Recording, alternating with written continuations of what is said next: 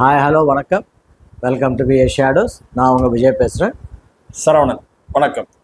இன்றைக்கி நம்ம பேச போகிற படம் போட். சிம்புதேவன் இயக்கத்தில் யோகி பாபு நடித்திருக்கிற படம். 1943 படம் ஆரம்பிக்குது. 10 பேர் கொண்ட குழுவை புறத்தை வச்சு எடுத்திருக்காரு போட். இந்த படம் கடலின் நாயகனா யோகி பாபு, சிம்புதேவனுடைய டைரக்ஷனில் படம் வந்திருக்கு. யோகி பாபு, சாரா, கௌரி கிஷன், சின்ன ஜெயன், மதுமிதா, சிம்புதேவனை பாராட்டணும்.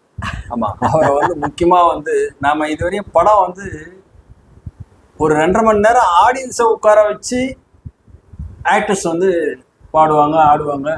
அப்படி ஒரு படம் தான் இதுவரையும் நிறைய படம் நம்ம பார்த்துருக்கோம். ஆனால் இதில் இந்த படத்தில் அவங்களும் உட்கார வச்சு அவங்கள 2 மணி நேரம் உட்கார வச்சு ஒரே இடத்துல உட்கார வச்சு ஒரு படத்தை எடுக்கிறக்கூடிய ஒரு தைரியம் சிம்புதேவன் அவர்களை பாராட்டியே ஆகணும்.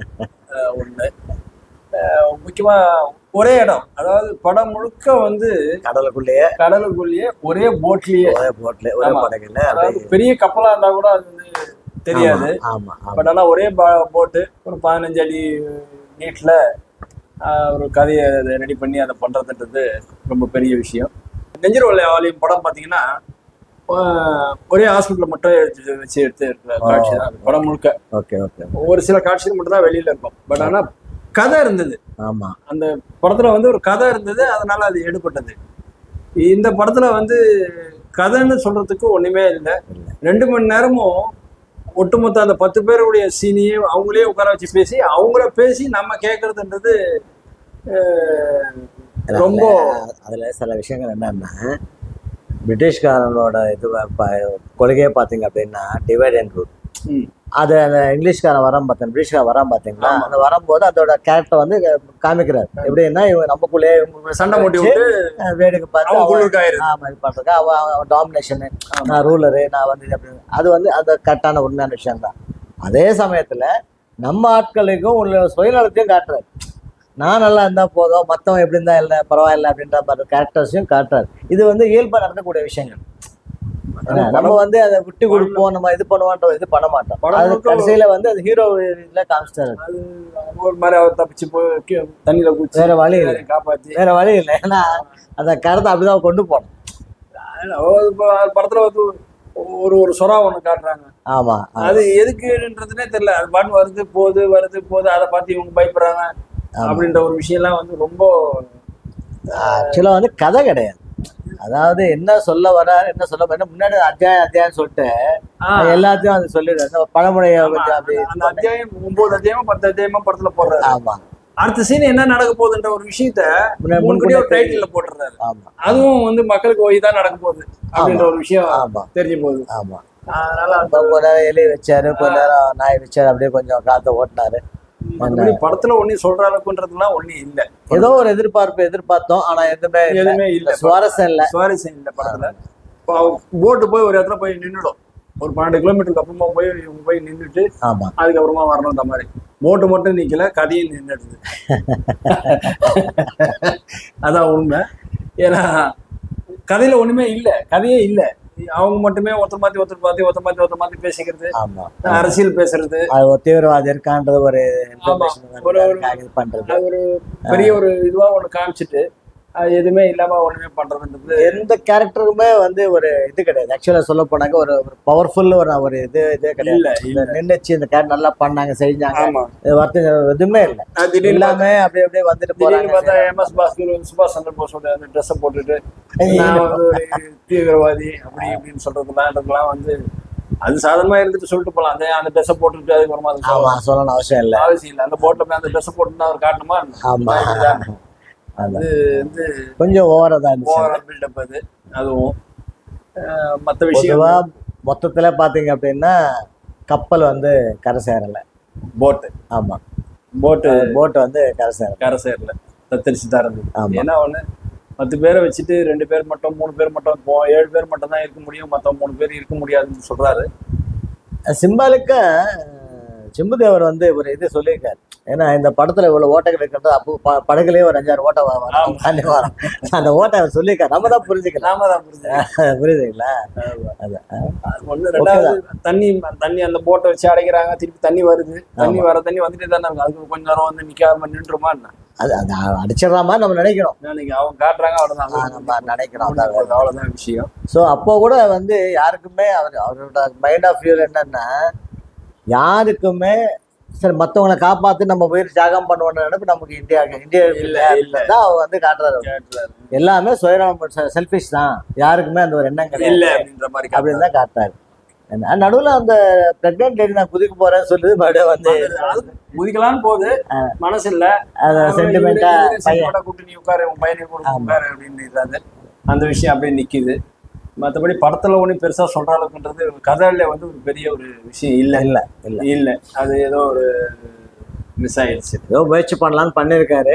ஆமா, என்ன அது சுவாரஸ்யமா இல்லை. அது கொஞ்சம் நல்லா கொண்டு போயிருந்தா வேற மாதிரி. படத்துல கேமராமேன் ரொம்ப அருமை, நல்லா பண்ணிருக்காரு. ஜிப்ரானோட இசையும் ரொம்ப அருமை, நல்லா இருந்துச்சு. ஆமா, அதுவும் நல்லா இருக்கு. எடிட்டிங்கும் ஓகே தான். எடிட்டிங்கும் நான் அதெல்லாம் ஒன்றும் குறை சொல்றதுக்கு இல்லை. மற்றபடி படத்துல கதை இல்லை, நின்று போச்சு ஒரு இடத்துல. நீங்க சொன்ன மாதிரி அந்த 12 கிலோமீட்டர் போன உடனே அந்த படம் நின்று போச்சு. சில பாயிண்ட்ஸ்ல பாத்தீங்கன்னா கொஞ்சம் ஸ்கிரிப்ட் நல்லா இருந்துச்சு. அந்த எல்லாம் விட்டு காமெடி, அந்த காமெடி கிடையாது, அந்த டைம்க்கு ஏற்ற மாதிரி அதை இது பண்றது வந்து நல்லா இருந்துச்சு. அதுதான் தவிர மற்றபடி எதுவுமே இல்லை. பெரியார் பத்தினோட சில கொள்கைகள், இதை பத்தின விஷயம், அதை பத்தின விஷயம் சொல்றதுன்றதெல்லாம் வந்து எம்எஸ் பாஸ்கர் சொல்ற விஷயம்லாம் வந்து சரியில்லை. அது எந்த அளவுக்கு எடுப்படுன்றது தெரியல படத்துல. ஒண்ணு. ரெண்டாவது வந்து முக்கியமா வந்து படத்துல நீங்க உத்தி கவனிச்சிங்களா இல்லையான்னு தெரியல, போக்கிரி படத்தோட பேக்ரவுண்ட் மியூசிக் பாட்டு ஒண்ணு அதில் வரும். ஓகே, அது ஃபர்ஸ்ட் சாங். அந்த கர்நாடிக் மியூசிக் மிக்ஸ் பண்ணி கானா பாட்டு, ஏதோ ஒரு பாட்டு, அந்த பாட்டோட மியூசிக் அது இல்ல, பின்னாடி இல்ல background music. Okay okay, background music okay. படத்தோட போக்கிரி படத்தோட பாட்டு வரும். ஏன்னா ஆல் இந்தியா ரேடியோல பாட்டு கேட்கறதுலாம் வந்து தியாகராஜ பாகவதரோட பாட்டு எல்லாம் கேக்குறாங்க. அதெல்லாம் கேக்குறாங்க. இவர் போட்ட மியூசிக் மட்டும் இப்போ வந்த போக்கிரி படத்தோட மியூசிக்க பேக்ரவுண்ட் மியூசிக்கா போறதுன்றதுலாம் வந்து மிஸ்டேக் பண்ணிட்டாங்க. ஆமா, அது எப்படின்றது தெரியல. படம் இது பிஃபோர் இண்டிபெண்டன்ஸ் தான் இந்த ஸ்டோரி காட்டுறாங்க. ஆமா, சோ போக்கிரின்றது இப்போ இதுக்கு அதுக்கு சம்பந்தம் இருக்கு. அதோட மியூசிக்னா அந்த மியூசிக்கே கிடையாது, அதோட சாயல் அந்த மியூசிக் கேட்டவங்களுக்கு புரியும், படம் பார்த்தவங்களுக்கு புரியும். அது வந்து எப்படின்றது தெரியல, அது கவனிச்சிருக்கலாம் இசையமைப்பாளர். ஒண்ணு. மற்றபடி படம் வந்து பாக்குறவங்க தூங்கிடுவாங்க, அதுதான் உண்மை. ஆக்சுவலா பாக்குறோன்னா டைரக்டர் ஒரு ஐடியா நினைச்சிருக்காரு, என்னன்னா மக்களுக்கு எவ்வளவு தூரம் பொறுமை இருக்கு அது பார்க்கலாம் அப்படின்றக்காக படம் எடுத்து விட்டுருக்காரு. 2 மணி நேரம் உட்காந்து பொறுமையா படம் பாக்குறன்றது மக்களுக்கு அவங்களோட ஸ்டாமினா தெரியுது. ஓ, எனக்கு இவ்வளவு பொறுமை இருக்கா, 2.5 மணி நேரம் நான் தாய்க்க முடியுதா அப்படின்ற ஒரு ஃபீலிங் வராங்க. ஒரு வேலை இருக்கலாம். 23ஆம் புலிகேசியும் அவர் வடிவேலு வச்சு எடுத்திருந்தாரு, நல்லா இருந்தது. அடுத்ததான் லாரன்ஸ் வச்சு எடுத்திருந்தாரு. அதுக்கடுத்தது விஜய் வச்சு எடுத்திருந்தாரு புலி. அது ஆவரேஜ். பட் இந்த படம் வந்து அந்த அளவுக்கு சுத்தமா கதை இல்லைன்றதும் உண்மை.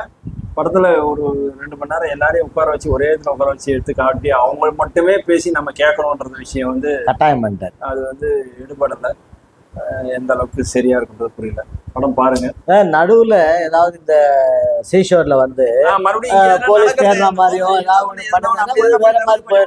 கொஞ்சம் மாறி போயிருந்தா கூட கொஞ்சம் தெரிஞ்சிருக்கு. ஆமா, இது ஒரே இடத்துல ஸ்ட்ரக் ஆயிடுச்சு. ஆமா, ஒரே இடத்துல போயிட்டு கிட்டத்தட்ட அதுவும் வந்து போட்டும் நவர்ல ஒரு குறிப்பிட்ட இடத்துல போய் அவ நின்றுச்சு.